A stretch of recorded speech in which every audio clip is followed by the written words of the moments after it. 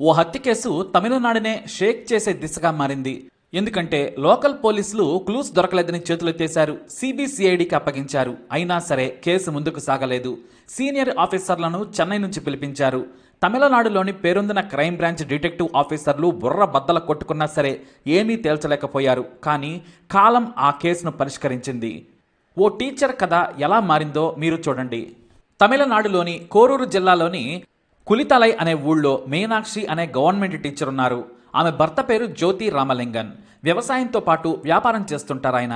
ఇద్దరిది అన్యోన్య దాంపత్యం. కానీ వీరికి పిల్లలు లేరు.